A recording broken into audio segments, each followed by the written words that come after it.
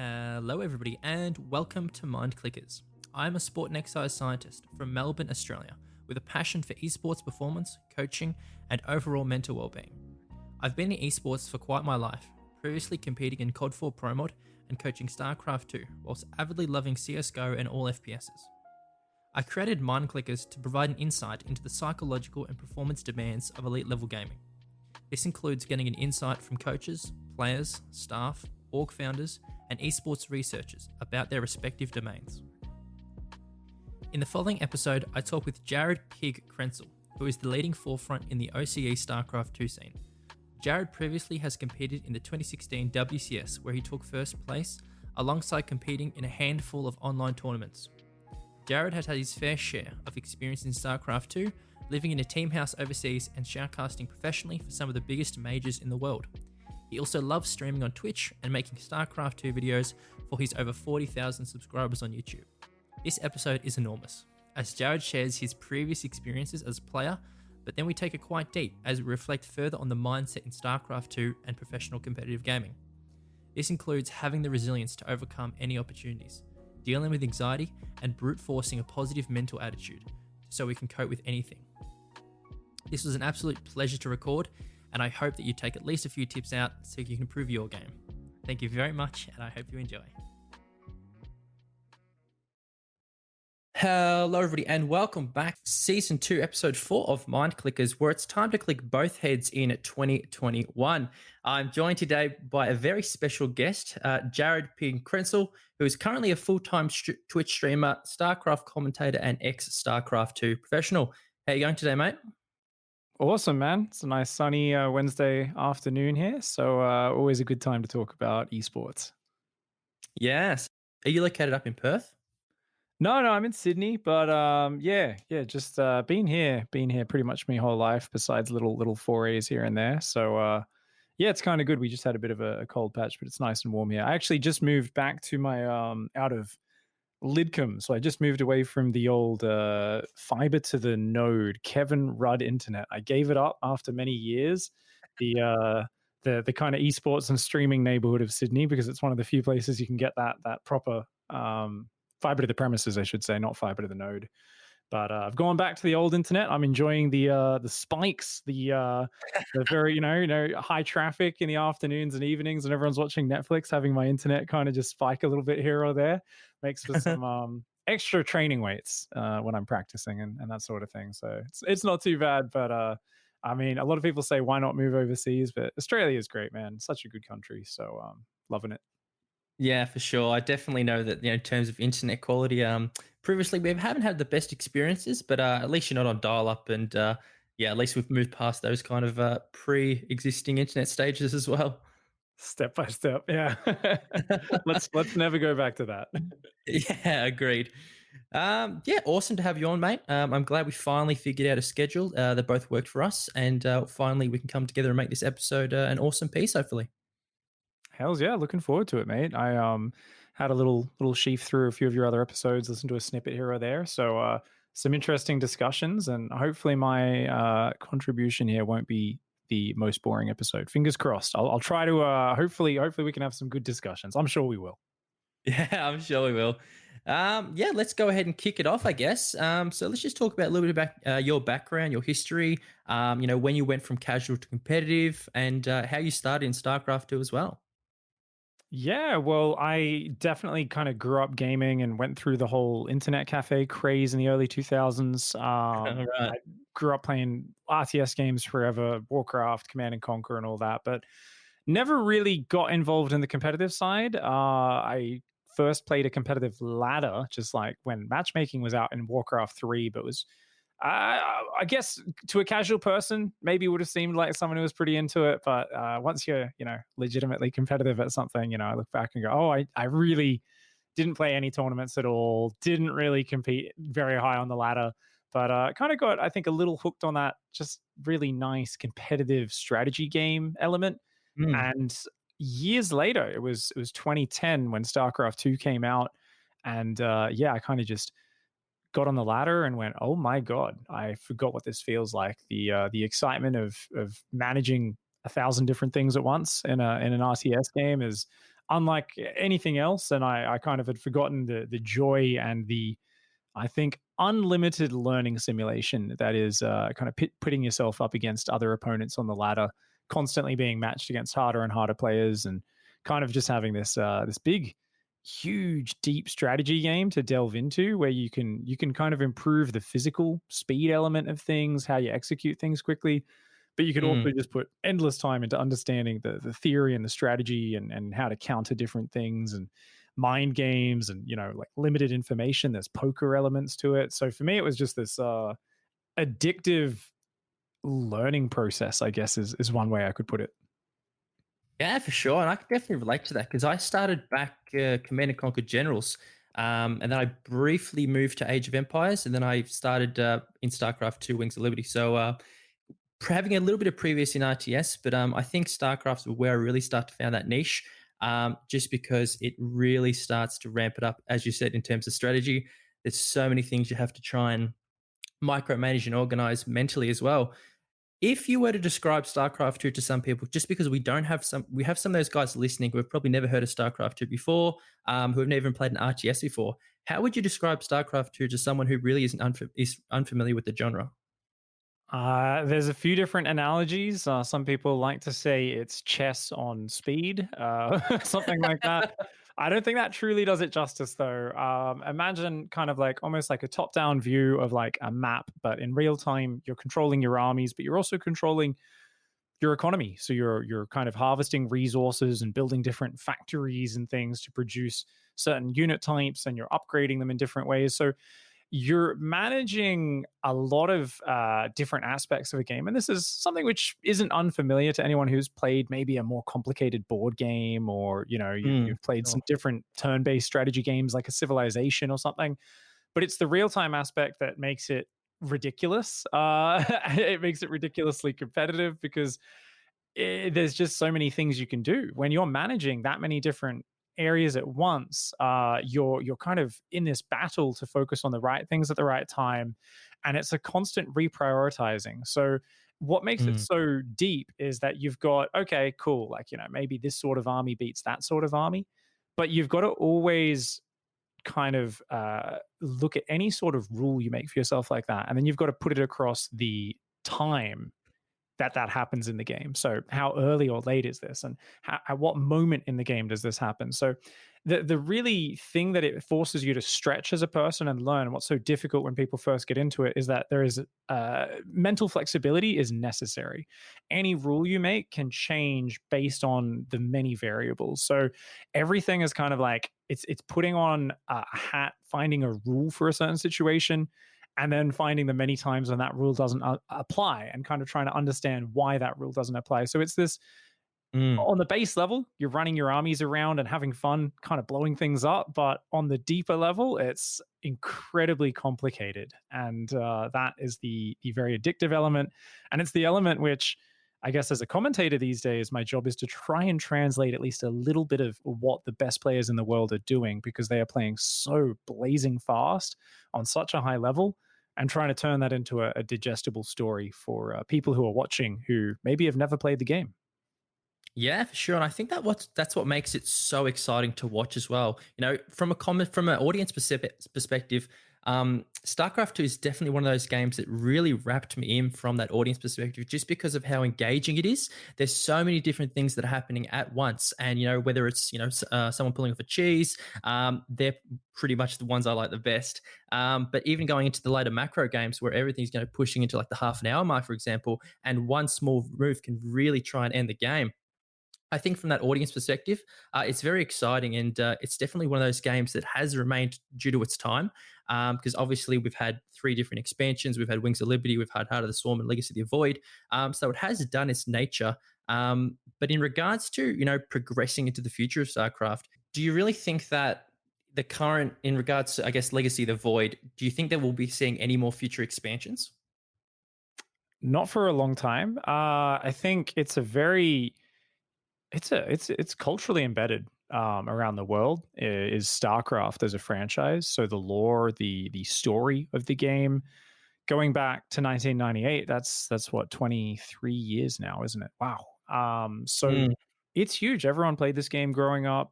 Everybody had pirated copies of it back in the day before they were as good at shutting that sort of stuff down. And I think right now, there's a big question mark there because Blizzard, who owns the IP of it, they're very unlikely to give up such a valuable IP. But they also have shown that they're not really interested in investing in RTS right now, which is kind of frustrating as someone who loves RTS games. But it's Right. something where I'm like, oh, it's such an easy $1 billion. It's such an easy $1 billion, and it's just it kind of shows you how big gaming is now that they're like, yeah, that's not enough. We want many, many, many billions of dollars with like a big game we're gonna make. Maybe a billion's exaggerating, but honestly, if Blizzard were to create a new big RTS, develop it right, it would have huge sales guaranteed. But Hmm. they're looking for games with bigger budgets than an Avengers film kind of thing. Like they're looking for that gigantic, ridiculous audience, and they're looking for something which I think, and I don't have privy information. I feel like Blizzard is probably kind of going, hey, we've done market research and we find that these other genres of games, it's easier to get people in a Hmm. microtransaction environment, and that's where the big dollars are in gaming right now. It's you want to create people not as a one-off purchase, you want them continually buying things over and over again. So it's that thing where gaming has follows the money as everything does. And over the last 15 years, especially, we've seen gaming steadily become more and more about saying, hey, if we can create a world that sucks up someone's attention and passion and they enjoy, well, we shouldn't just be selling that to them one off like a movie ticket. We should be making a whole lot more money out of that. And it's kind of greedy, and it's kind of, a lot of gamers would say, gross. But it is the way the world works. Money makes things roll around. And if I think about it, if I paid $80 or whatever it was Australian for like Warcraft 3 back in the day, I think about how many thousands of hours I played that game, and I go, yeah, that's probably, in terms of if you compare it to any other entertainment industry or kind of art thing, it's like it's actually the most insane value. So Mm. there is a justification for it, but as it is, back to the original question, I guess. Starcraft, at the moment, it's kind of just in its current state. There's a few small little tweaks here and there, little balance adjustments, just to make sure kind of big problems don't happen where the meta becomes too stale, where the same strategies are being reused, but it's becoming more and more fine tuned and small. So I feel like StarCraft in its current state is going to be very similar for the next probably 3 or 4 years at least.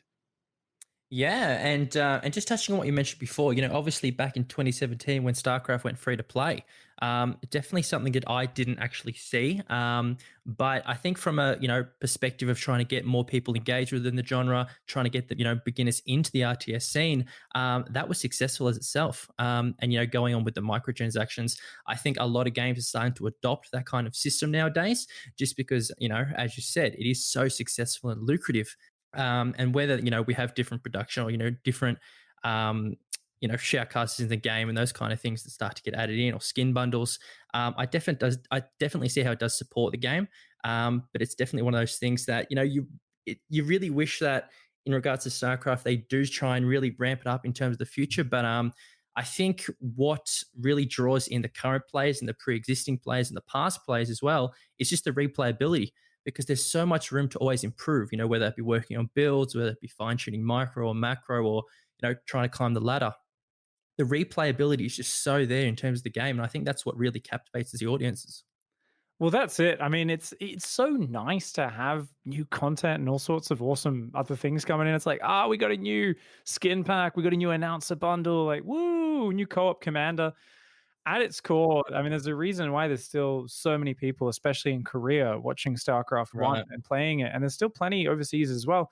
It's because at its core, you've got a game that is just deep, simple, but well, maybe not that simple, but it is deep and beautiful and doesn't really need much changing. And as much as I've enjoyed all the changes with StarCraft 2 over the years in comparison, I mean, they've been relatively minor compared to what a lot of other games out there do. And I mean, there's, Mm. there's nothing wrong with letting something build history and kind of evolve that over time.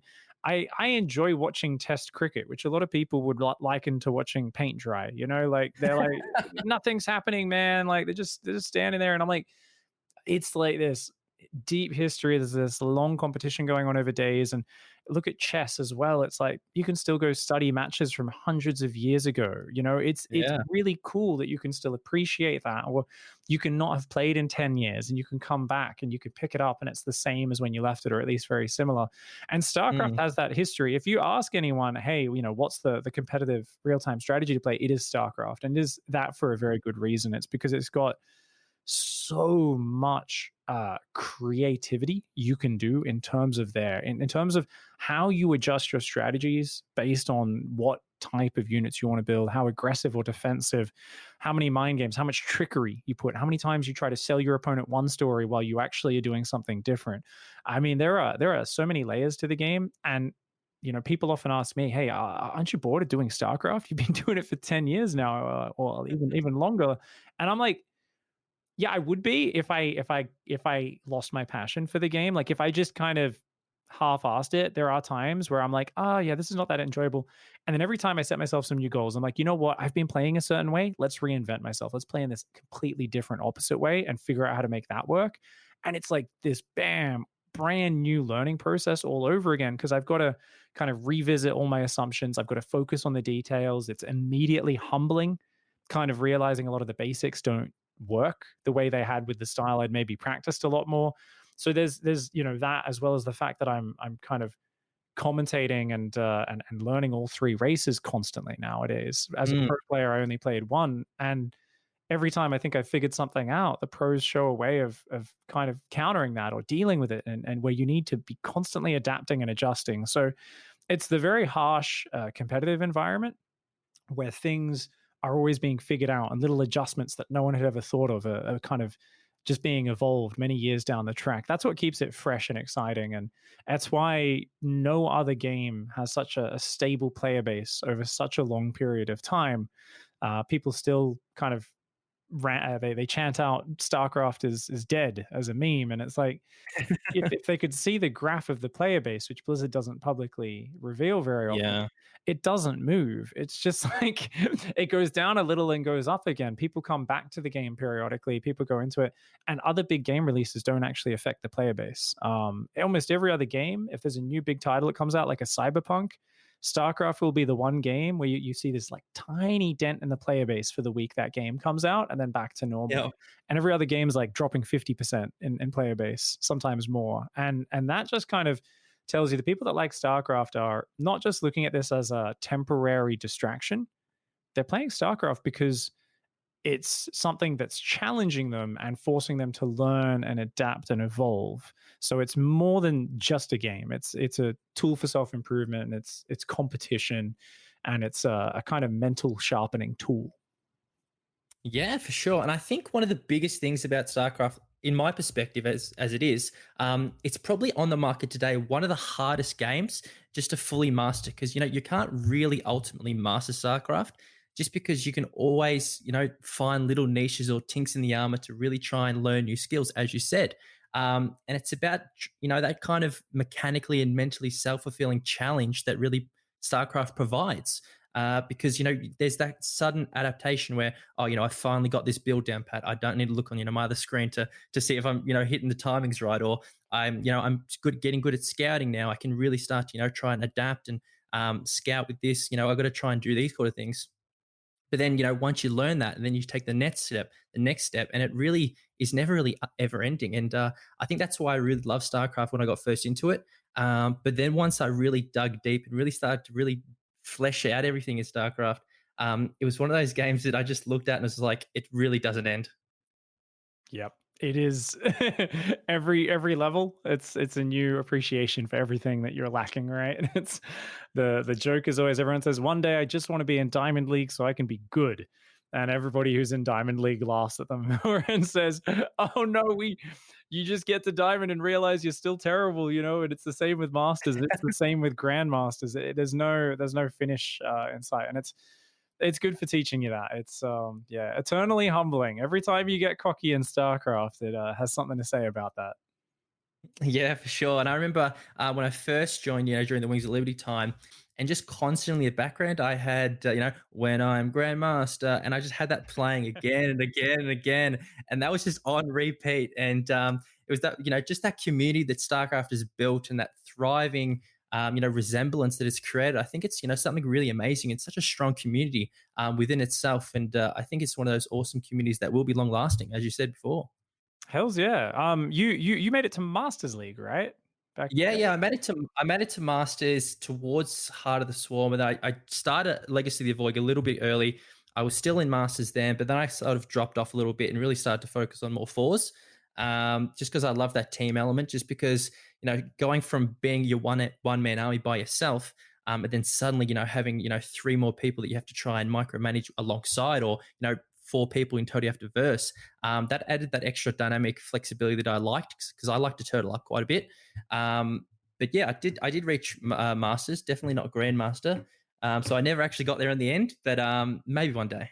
That's still an immense effort. I mean, it's funny because everyone, when they get good at something, I think they often lose perspective, and they always Hmm. like, and that's kind of what we were just saying. Once you're diamond, you just realize how much worse you are. But everyone does that in everything. Like they're like forget how bad they were at the start. Really, like we really do lose perspective because it's you're just putting one foot in front of the other, and it's always the end goal in sight. But if you could actually watch kind of recordings of yourself playing and the mistakes you'd be running into and these really simple problems you just didn't know where to begin solving, it's crazy. So very impressive, actually. Yeah, getting to Masters, and I'm a big team game fan as well. I haven't played much of it over the years, but I'm getting more into it in the last 2 years. And definitely, you take that 1v1 environment, you make it dynamic. Yeah, that's the word you used. Yeah, chaotic is another word. I think it's Yeah, chaotic. it's awesome though. So yeah, man, that's super cool. I definitely got a long love with this game now. So I mean, I guess it's 2021 now, right? So it's coming up on the 11th year of StarCraft 2. Oh yeah.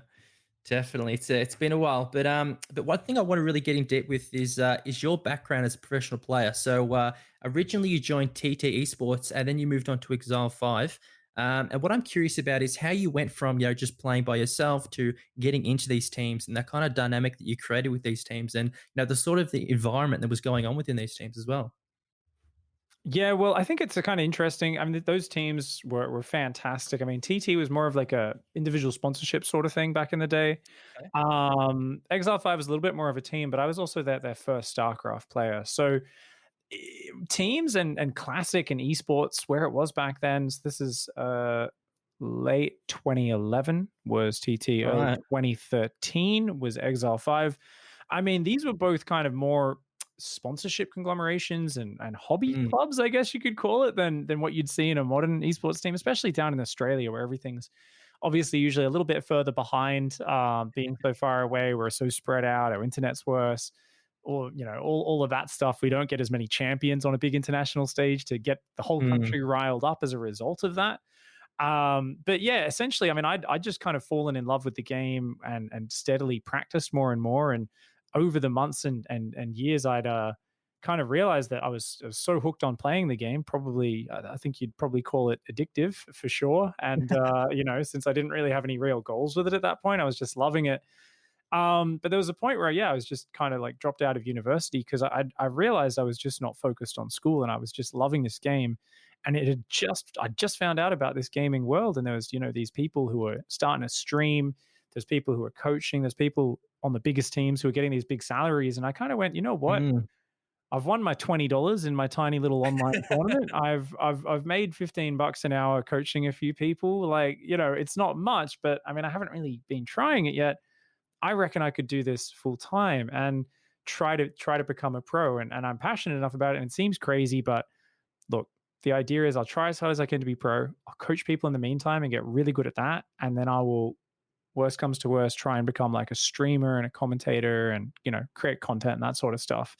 And I kind of basically just did that. And I just kind of dropped everything and set my mind to it. And over the time, it was always, quite a lot of hours of coaching and trying to advertise myself and figure things out. mm, And then the rest of the time was just practice, practice, practice. And it was pretty disorganized. And I would say this was not me bringing discipline to StarCraft. It was StarCraft forced some discipline to me, but it was always very chaotic and disorganized. So it was kind of like a blind man wading through, the room, feeling his way around. When I think about it with what I know now, if I could time travel back to that time, man, I would be whipping myself into shape. I'd be like, there'd be a montage straight out of a Rocky film.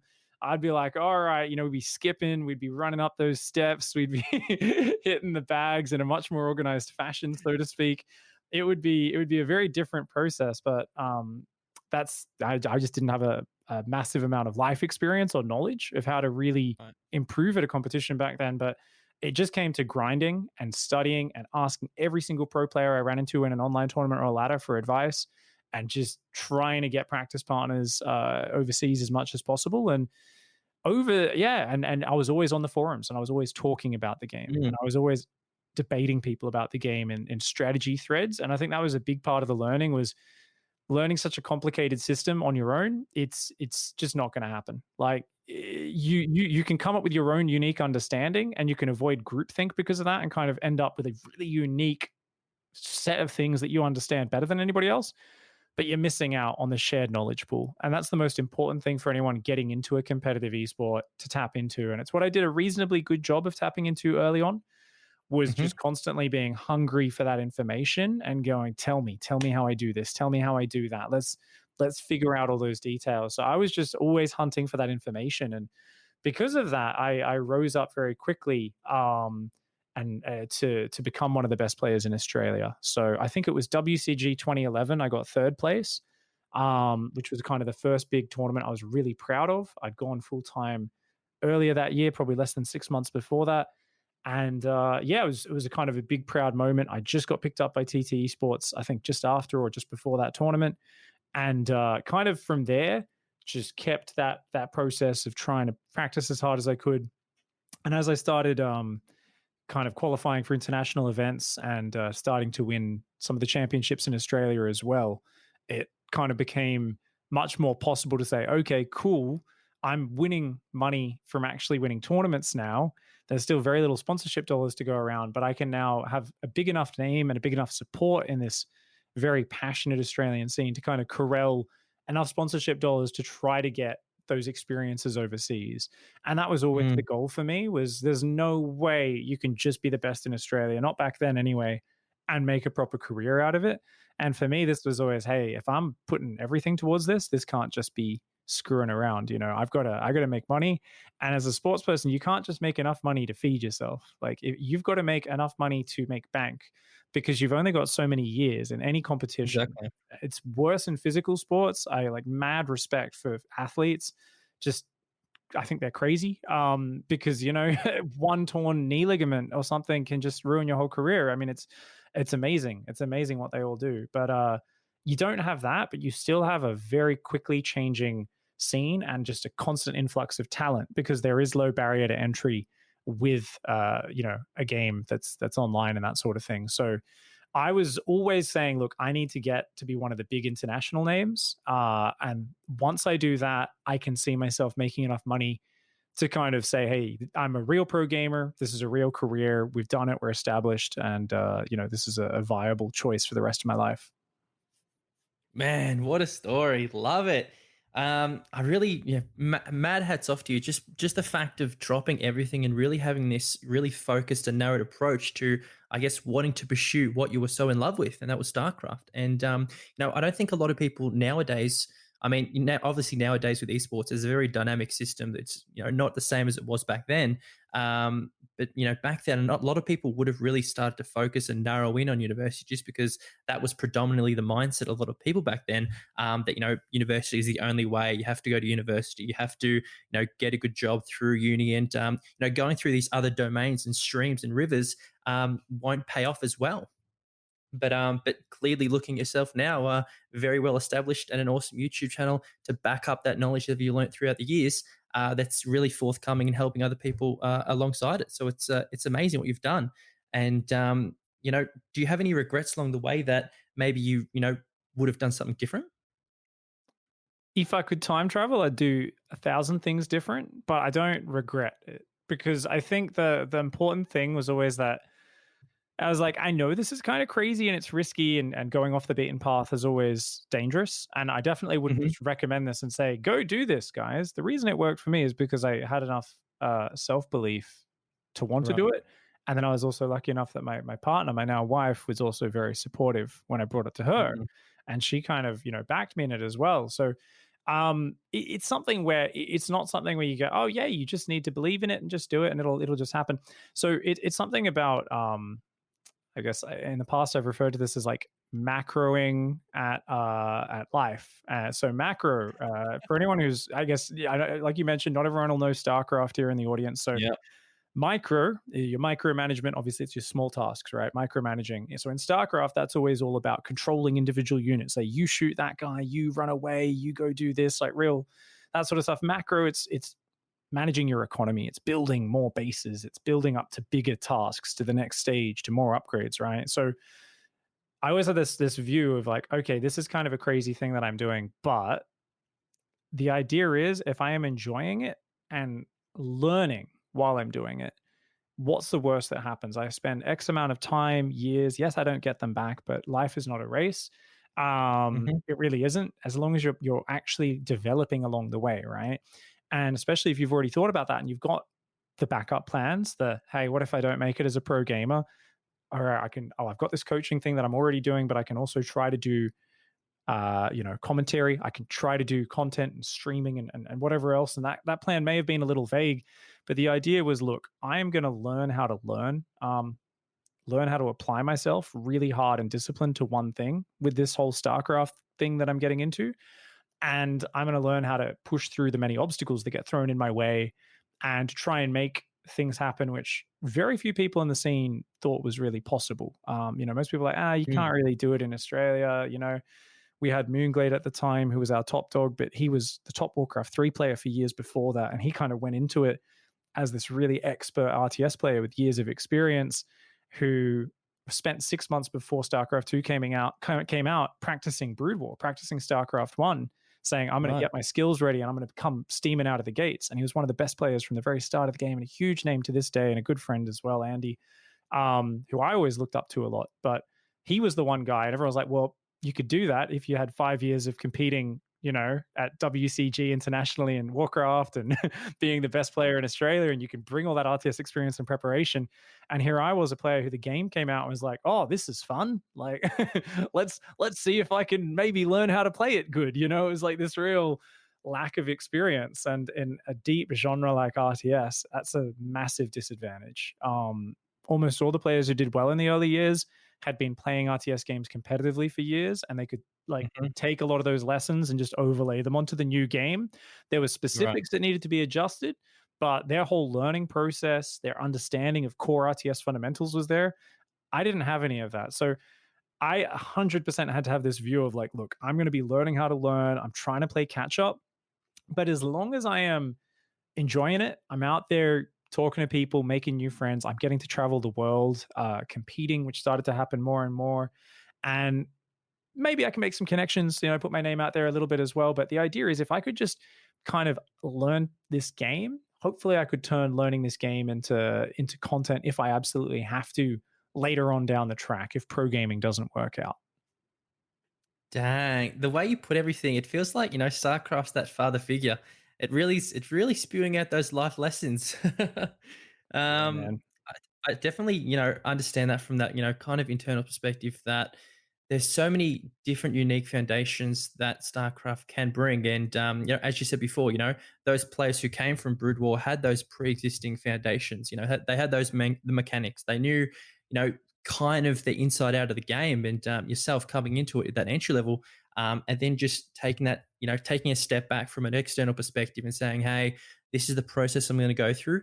This is what we're going to do, and this is what I try and envision, and just having the mindset to go with that as well, the mental fortitude to be able to really back yourself, and obviously with the support of your loved ones as well. It definitely does help, especially when you're going at it by yourself. It can be quite daunting, and yeah, big respect in that regard. Just for the mental fortitude for really knuckling down and going at it.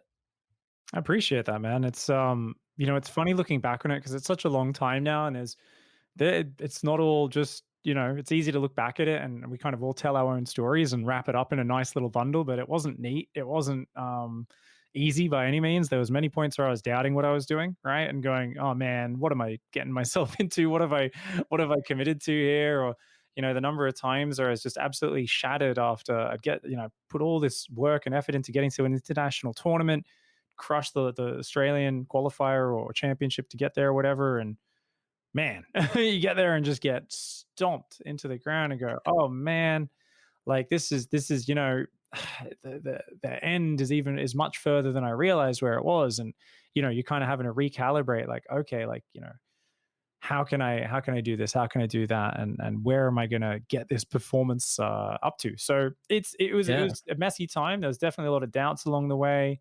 A few moments where I pushed through, some moments where I was inefficient, maybe not as driven or as focused as I could have been. It wasn't all pedal to the metal by any means, but in terms of the grand scheme, I am very proud of what I achieved, and I'm very proud of the fact that I did push through. I guess just to give a summary of kind of where the career went from there in real cliff notes. So it was late 2011, third place in WCG. By the middle to late 2012, I won a few of the Australian championships. I won an ACL, and actually, I did win a qualifier in the end of 2011. No, I got second place in it, but the other guy dropped out, so I got to go anyway. So anyways, basically like late 2012, I started being actually the Australian champ. That also coincided luckily with the other guy who was the previous champ kind of stepping back. So unfortunately didn't get to live out a big rivalry there. But from there was more and more travel overseas, going to these events, trying to make a name for myself. There was a dream hack in early 2013 where I ended up being knocked out by the Korean champion. And soon to be world champion life. But I took out a whole bunch of people who were, no one really expected. There was a few tournaments like that over the years where I had these little flash experiences, which were good results. But big story, most of the tournaments I bombed out terribly. I got smashed internationally, had big issues with stage fright, big issues, I think, with like putting too much pressure on myself and that sort of stuff. And so I ended up having a lot of experiences. I lived in a team house in Korea for a month and a half in late 2012. In 2014, I managed to put together, me and Dot we got all of our sponsorship stuff together and made a proposal to my team. We went and lived in Switzerland and also London and did the whole DreamHack circuit over a summer up there for 4 months. So that was like just living in a team house, training all day, doing all that. So we had a few of these stints where I tried to give myself kind of the same training environment, the same setting as the international guys who were more experienced and were also the guys who I had to step up and find a way to get on their level. But ultimately it was kind of like that trip was my last real push to say, I've got to start getting quarterfinals, at least in these big events, because there was not much prize money back then. And there wasn't that much sponsor dollars either compared to nowadays. And I didn't make it. I had a few disappointing tournaments. I had a few great online performances, qualified to a big tournament, which people didn't expect me to, but then barely lost my matches there. So there was a lot of near misses, a lot of high pressure moments where I let games slip out of my, leads slip away. And in the end, I actually kind of summarized it as me saying, you know what, I failed as a pro gamer because I didn't hit my goal of making a proper full-time career living out of my winnings. And my bank account was empty and I had to actually come back and I had to just kind of say, okay, plan B. I'm still competing because I've done all this practice and I'm good at it and I enjoy it, but it's not something I can rely on. And so it was late 2014 when I started to step towards streaming. I'd almost forgotten at that point. I was so single-minded about becoming the best pro I could that I'd stopped coaching. I'd kind of put all my efforts into this one basket and it didn't pay off in as short a time span as I wanted it to. In hindsight, a very unrealistic time span with what I know now, but I had very few funds. I had very few resources. I had to do it with what I could. And I almost got some of the results I wanted, didn't quite. And basically that I started streaming and stuff. At one point there, I remember I'd kind of forgotten about plan B even. It was so far from my mind. I came back from that trip and was like, oh, do I go down to McDonald's and ask if I can give him my resume? I need work right now to pay rent in a few weeks' time and I've got, I've got no cash. And luckily I turned my stream on and hadn't done that in months and months and had a big outpouring of support from a whole bunch of friends I'd made overseas and all the different pro players who were sending their viewers my way and that sort of stuff. And it kind of thankfully allowed me an easy and natural path into streaming. I was still competing. I actually had some of my best results after making that decision, where I probably took some of the mental pressure off myself on every single competitive result having to be, the one that solidifies me and hitting my goal. and started getting some guest analysis desk segments at the big tournaments in the middle of 2015. And the last Premier tournament that I competed in, I never officially retired, and I still compete. I'm very vocal. I'm like, I've never technically retired, but I understand that without putting all your efforts in, I know I'm not going to make a big splash. The last Premier tournament I played in was February, March 2016. And I did get my butt kicked at that one as well. I got absolutely smashed by Huck, the North American legend. But that was kind of the end of the pro gaming career, and from there, it's just become more and more trying to make streaming a full time thing. I did YouTube mostly as a focus before that, becoming better at commentating with a bit of focus behind that, and kind of building out the content creation, being an expert in the game, being an advocate for StarCraft, and all of that as the main thrust. So I said the cliff notes ended up going a bit longer than I meant, but that just gives a picture of where the career went for anyone who's completely uninitiated. Dang, man, what a CV, what a resume. I mean, as you said before, even if you failed as a pro gamer, I think you've more than succeeded as a role model for the players and the community. Being that voice of reason, being that one that especially the OC scene, we have that kind of leader, and I think we all see that in yourself. And those previous life experiences, whether it be playing in the team house in Korea or traveling overseas, I think all of that has kind of solidified your kind of stance within the StarCraft community. And I think that's what a lot of people see as well. And it's just, yes, I don't know what to say. It's just astounding to hear it from you, from your perspective. Yeah, it's really amazing what you've achieved. And it's very, interesting to hear it from your perspective.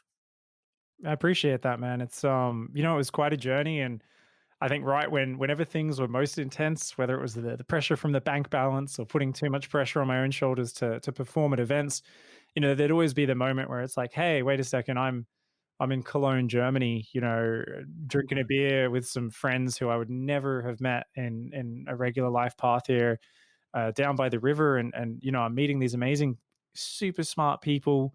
I Mm, get to play a game, and I'd have those moments where it's like, hey, wait a second, all this pressure I put on myself, and blah blah blah. I gotta be successful, and all this crazy kind of self criticism, and then it's just kind of like, wait a second, hey, if worst comes to worst, and I step out of this and I do something else, go back to your school, become a construction worker, go work mm. retail, whatever the hell happens, it's these are years where I got this really valuable and interesting life experience, and I got to go down this really Yeah. unique path and figure things out on the way. And I made a lot of mistakes along the way, but they were all kind of really cool learning opportunities, and it's all life experience. So I mean, the fact that Yeah. I've been to so many countries around the world for StarCraft of all things, like 14-year-old me would never have thought that this was even a possibility.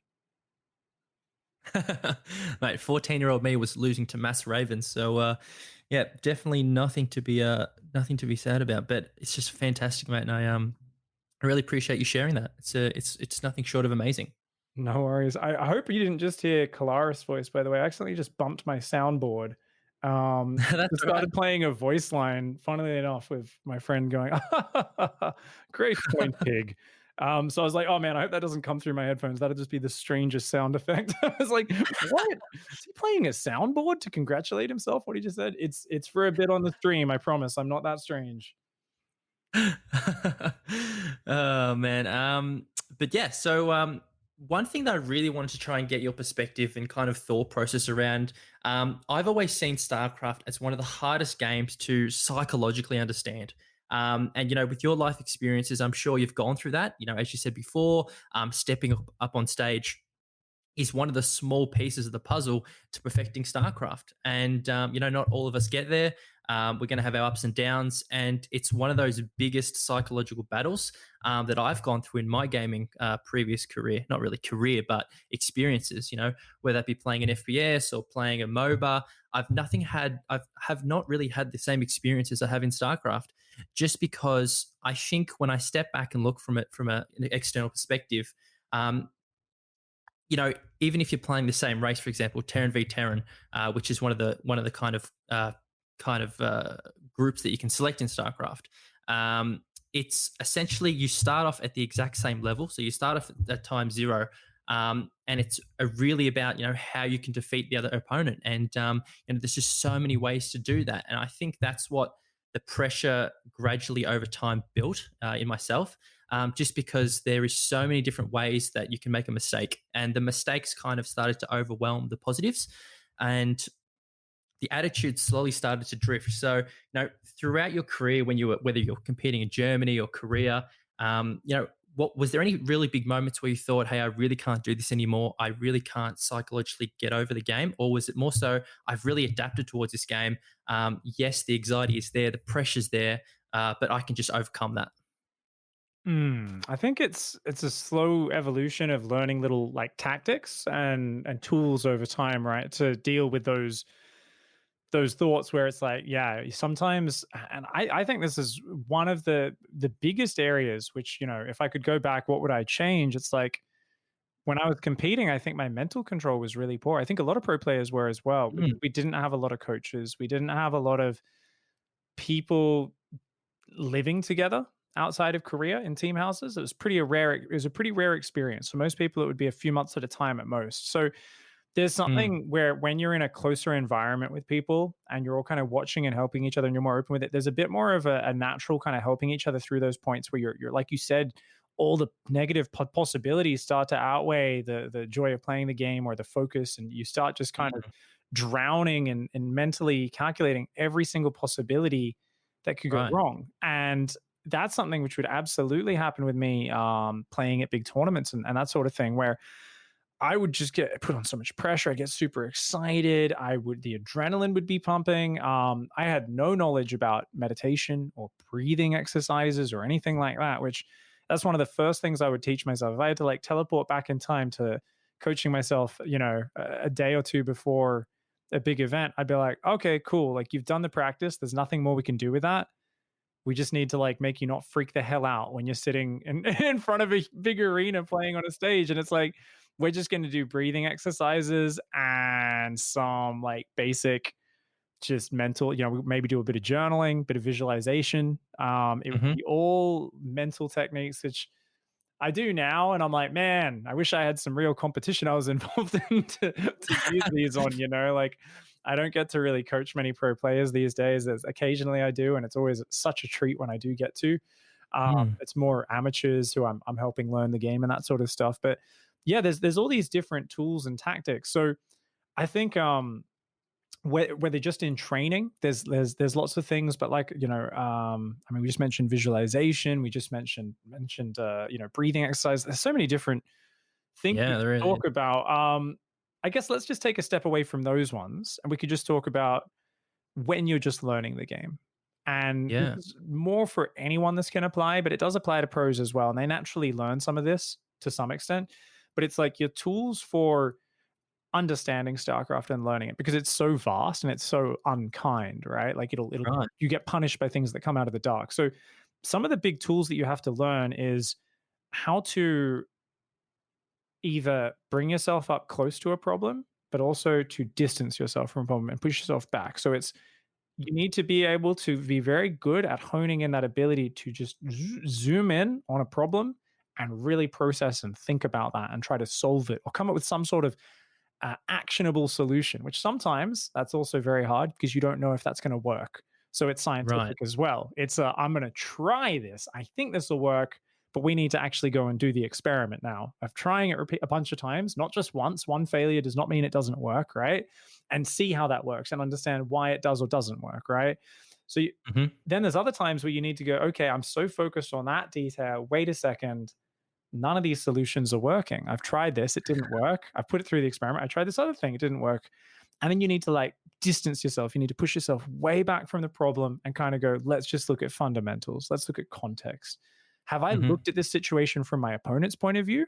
So it forces you to do a lot of like analogous thinking where you're like, wait. Okay, so I'm focusing on the tiny details. Wait a second. Let's like think about this in broad pictures. Like, and I love military history and ancient history and stuff. I might think of it in terms of like an ancient battle or something, Yeah. because then I can think. I'm like, what would Genghis Khan have done here? Like what the hell would Julius Caesar have done in this battle? Or, what was the mistake these guys made in this particular battle in World War II? And I can do that, but you could do it with many different. Any analogy really works. You could use business strategy or whatever. And it's that ability to hone in on the tiny details of a problem and be like, you know what, I needed to build this worker 5 seconds faster.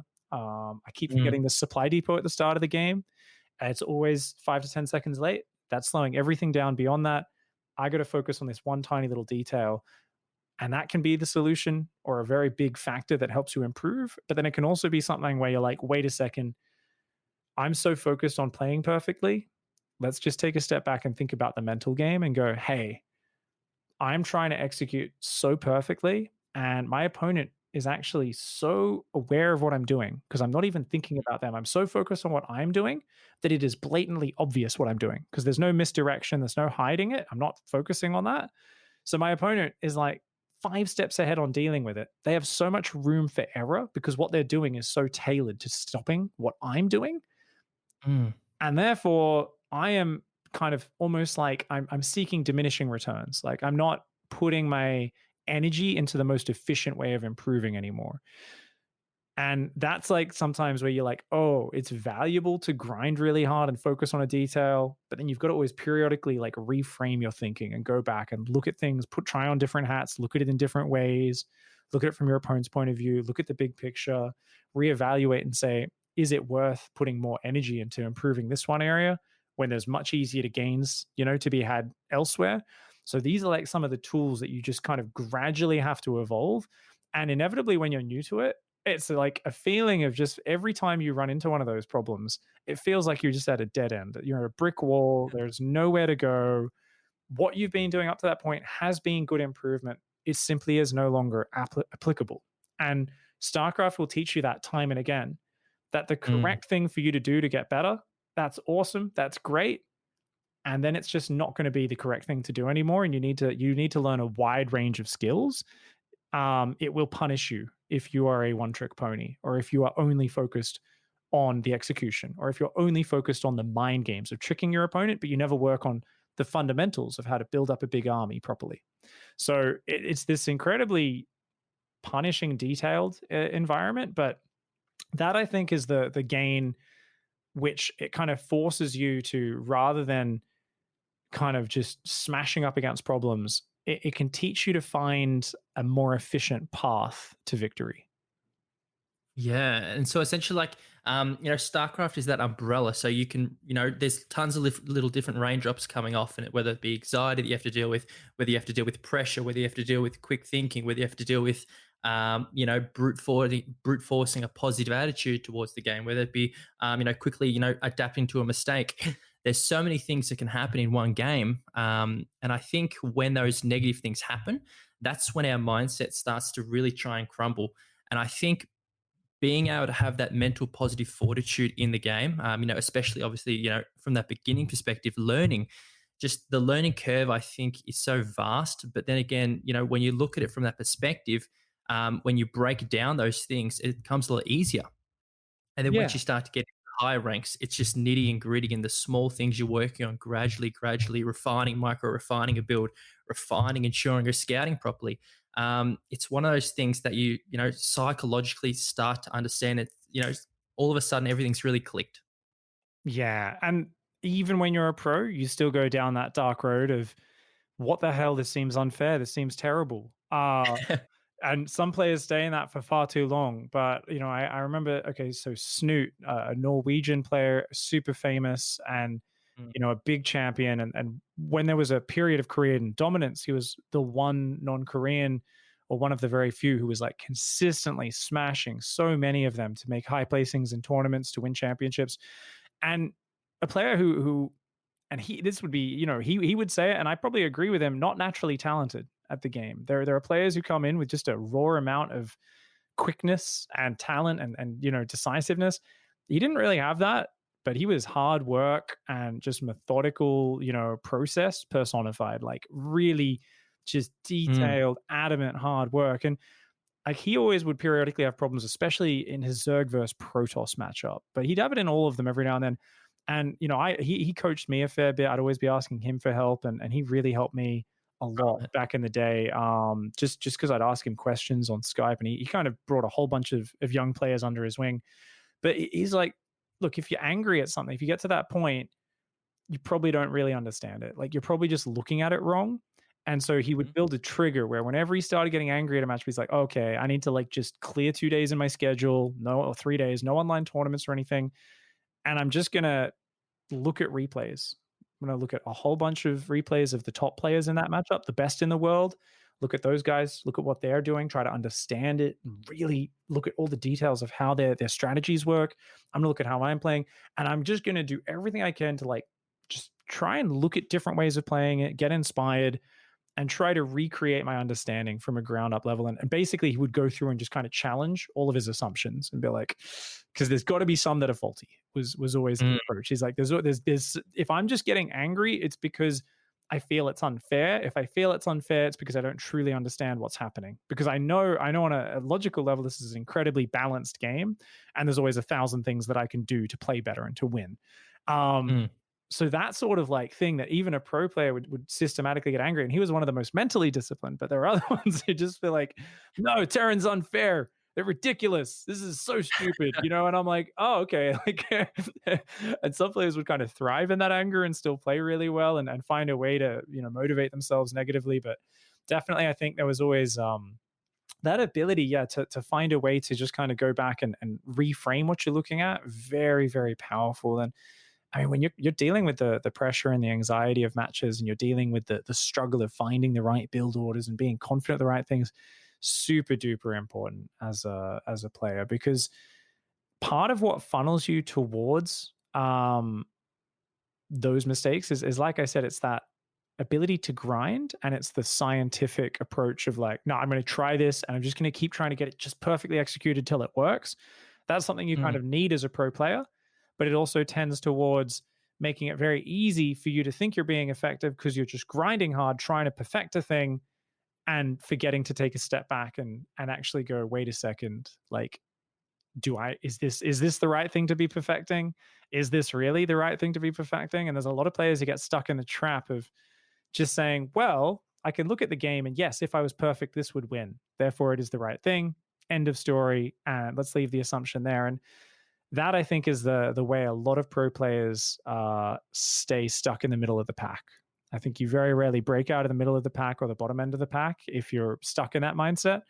And if I look back, there was definitely periods of time where I, as someone who's newer to RTS games, had the same approach where I was like, nah, if I just get better at this, because I could see I wasn't as good at executing as some of these other guys, but I was predictable. Like there was periods where I was going to tournaments and I was so predictable.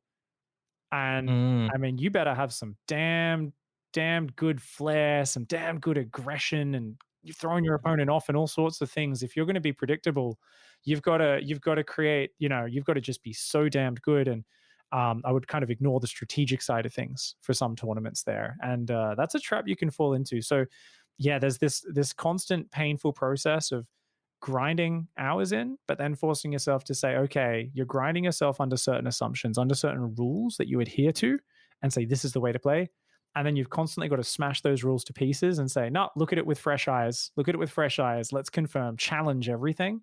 So there is a deep root of you need to be a deep critical thinker who constantly challenges everything if you want to be at the forefront of StarCraft 2 strategy evolving, thinking, and competition. Yeah, for sure. And I think one of the biggest stresses, at least in my perspective as well, is when you grind and when you grind and when you grind and you don't see any valuable learning.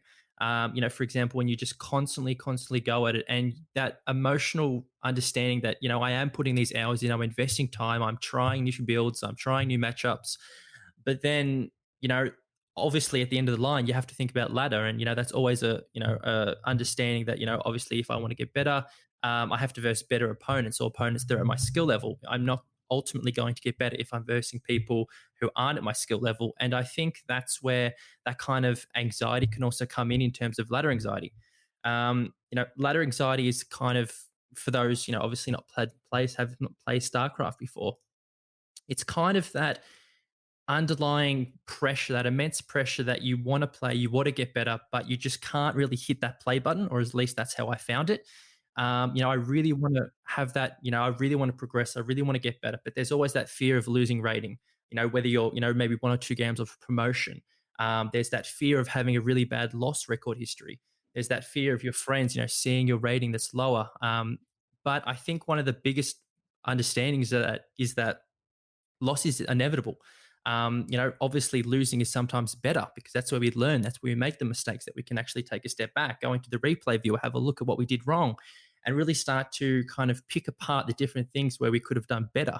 Because if we win and we take that win, we might jump into the replay viewer for a couple of seconds, couple of minutes, but we won't go as in depth as if we, took an L. So, when you took those L's, back in the big tournaments or when, at home, you're starting to get into StarCraft, was going back and having a look at, breaking down the different pieces of the puzzle to really see where I could have went better. Was that really something that you valued?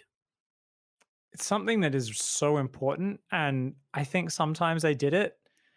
And I think there were times as I got to probably I think putting too much pressure on myself stages of my career. I mean, I remember there were times where I forced myself to do it, but I probably wasn't in the right mindset to necessarily get as much out of it. It would have been, I think, really good to look at it with someone else, and get some other viewpoints. But I think it was also something where there were times where I probably didn't look at them at all. I remember realizing at one point, dude, I can't believe I'm not watching my big losses at tournaments just because it's too painful. Like, come on, like, we got to do this. Man up, come on, like let's try and we got to learn something. Like, what if I just repeat the exact same mistakes? Like, I feel like such an idiot. And I mean, it's fascinating because there are competitors, especially if they don't have coaches, who will just refuse to watch their losses or their bad performances because it's too emotionally traumatizing. Like even I even hear about like MMA fighters nowadays, and like they'll be like, oh yeah, he never watched that like last fight he lost to that guy, and they're having a rematch or something.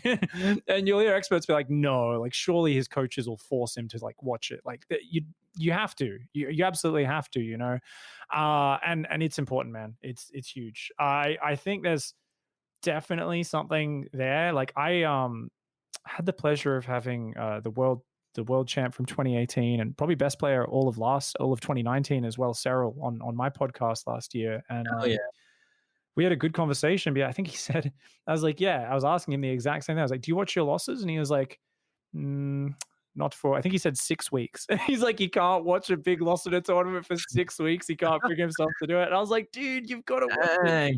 And he was like, it's hard, And I was like, so he does eventually, but it takes him a while. And I was like, that's the pain. It's something you've got to feel though, right? Because otherwise all you're doing is burying it.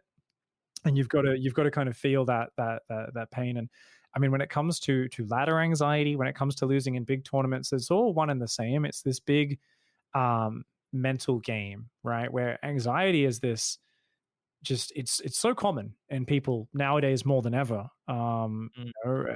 It's huge. It's everywhere. We all know what it feels like, right? It's you just your mind's racing, your breathing gets shorter. Even if it's on a very low level anxiety, you're just a bit more tense and stressed, and you're worrying about things, and you're worrying about what people are going to think about you, or this or that. This it's just such a terrible thing. Anxiety sucks. It's so crap. Like, I think we should all spend a bit more time learning how to deal with it well. And I think ladder anxiety is really nice in that, cool, okay, this is something that's bringing it out regularly. You love playing StarCraft, but you have ladder anxiety. How do you deal with it? And there's so many answers. People ask me regularly on my stream, and I always link them a nice video my friend Maynard made, a fellow Australian StarCraft commentator, because I'm like, that video basically says it the way I believe it. It's like, well, it's anxiety, it's the same as real anxiety in life. You don't go to a psychologist, they're like, oh no, it's like, just think about it, it's not real, it'll go away. No one says that. Like, it's complicated.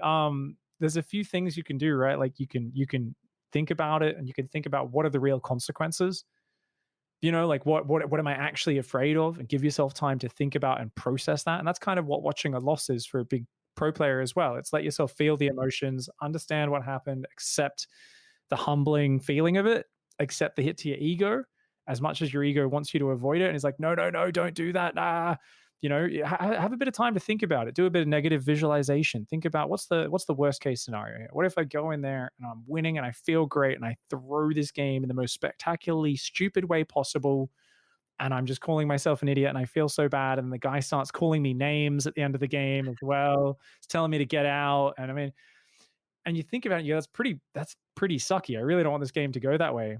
But at the end of the day, I'll still have a roof over my head, and I'll be able to, and like you can suddenly go, okay, I've given myself time to simulate that in my brain, visualize the failure, and go, that's fine. It's not the end of the world. And that's one thing that doesn't just magically make it disappear, though, does it? There's so many other things there. It's understanding um, what the goal is. Why are you playing the Mm, game? What is the goal, yeah, right? And you realize at some point that you decide what the goal is. That's what that process is all about. We always call it moving the goalposts. So yeah, this is something you got to do constantly. It's what pro players automatically become good at. Anyone who becomes a pro has done that many times. They go, I'm just trying to get better at this, this, this. You know, they work on one thing. They don't care too much about winning or losing as much as improving what they're doing. It's all about honing their skills. You know, it's working on their form and ignoring all the extraneous factors, right? So for a lot of people, it's like, oh, well, I'm almost platinum league. I want to get from gold league to platinum league, and they get so obsessed with it. And there's always people like, I'm one game away, I'm one game away, and I go like, yeah, what? As soon as someone says I'm one game away, I'm like, all I think, and I don't always say it because I don't want to be too obnoxious, but I'm like, you're just putting yourself in a fearful mindset because all you're doing by obsessing over the end result is you're just kind of you're like you're not going to be in the present in that next game all you're going to be thinking about is what you want the result of that game to be. There is no way to perform at your best in the present if you are thinking about what comes after the present. That's the opposite of where performance comes from. Performance is all about trying to be super focused in that one moment, trying to get into that flow state or whatever you want to call it, get in the zone. And you can't do that if you're obsessing about what comes after. So the saying that actually hints at that, which we've all heard and don't pay much mind to, right, is if you grasp something too tightly, it always slips away. That's exactly mm, what that is talking about. It's this idea of if you obsess over this one thing, it's always gonna slip out of your grasp. What you actually need to focus on, if you really want it, is you need to play mind games with yourself, right? You need to learn how to manipulate your own mental state and go, wait a second, if I want that end result, the way to get there is to be in the present. The way to be in the present is to focus on the basic steps, putting one foot in front of the other and really focus on the minutia of what I need to do to get there, which means the minutia of how to play my strategy or how to do my build order. And mm, if I can focus really hard on putting one foot in front of the other and not and really find a way to go, okay, that's my long-term goal, but I don't think about it that much, getting to that platinum league, you will inevitably be putting one foot in front of the other. And one day it'll just happen and you'll go, whoa, oh, I didn't even yeah, realize. Oh my God, what? And then you'll look back and realize you've crossed all this distance by putting one foot in front of the other. And you go, was I all the way over there in the distance? Wow. This happened almost effortlessly because it was just a little bit at a time over a long period. Whereas if you're obsessing over it, it feels like you can be on the cusp of it for years and it'll never happen. And it's because every time you get closer, the intensity builds, the anxiety builds, and you're pulling mhm, yourself more and more out of the present moment. You're putting more and more what do they say? It's like you need to help the athlete get out of their own way or whatever, right? It's like you need to help them right, just get out of your own head, get out of your own way because a lot of the time it's you're 99% of the way there and then you're just throwing up these mental roadblocks that are kind of yeah, mm, stressing you out. And I think ladder anxiety is such a lovely little example of all of those mental processes and pitfalls and traps that we fall into in this one thing, and it's so pervasive because it's such a competitive game. And I'd say more than half of the population that plays Starcraft experiences some form of ladder anxiety. So it's, I think, a really cool kind of thing for learning to understand your own mind a little bit better. yeah, for sure. And Nero actually had one thing that I really loved that he said. You know, it's a human bias. You know, it's loss aversion. You know, we've earned something, whether that be our promotion, we've earned, you know, getting into low diamond or low masters. We've just stepped into GM or whatever it may be. We've earned something, and we don't want to lose games because you know we might make those minute mistakes. And it's like you're on a ship and you're going up and down. You know, you're having your highs, you're having your lows, but ultimately as the ship progresses, as we move forward, as we go straight, you know, we're having that overall trajectory. We're increasing our distance. We're learning. We're striving further away from when we started. And I think that's what's key in understanding StarCraft and you know any game and even life itself. Is that there is ups and there is downs, but regardless of what happens, it's those small little downs and ups that create those experiences that we learn over time, which ultimately will help us to keep going forward. And yeah, Oh, we might have some waves that are pushing us back. We might have some waves that are stopping us. We might have a breakdown in the ship that needs repairing. And that's common. You know, everyone has those kind of day-to-day basis where we take a step back and we can't do it anymore. We old F4, we get super salty. We really just don't want to queue into the next game because we've had loss after loss after loss. But then coming back the new day or the next day or whenever we jump on next or whenever goal we tackle next, it's about having that sort of new persistent mindset that, okay, I'm going to set this small goal, whether that be just the whole game, I don't care, all day. I don't want to get supply blocked, and just having that small goal and then gradually working on that and being able to say, okay, yeah, I didn't get supply blocked at all today. I'm going to do that continuously. And that's just those small little things that we start to gradually understand and gradually chip away at, which can ultimately enhance our performance in the long run. So I think it's definitely important to, have those small sort of goals, but also understand that the negative mindset is sometimes inevitable and everyone goes through it. We're not alone. Obviously Starcraft, those games where it's you versus them. I couldn't even imagine jumping up on stage like you did. You're in your booth by yourself, and you don't have teammates to the left or right. You can give a high five or a handshake to. It's pretty much you and yourself, you and your mind, and it's one of those things that you just have to gradually chip away at, gradually expose yourself to. That ultimately leads to that success. Yeah, it's so powerful once you can kind of get a bit more in tune with that mindset, right? Because it's you can understand some of this stuff. You can even say some of it, and you're still gonna have days where you get your ego runs Yeah. away with you, and you feel like crap, and you're getting upset, and there's all sorts of things that happen. But once you have that bigger understanding, it's easier to then kind of rectify and go, okay, let's take a deep breath and go, what am I getting so upset about?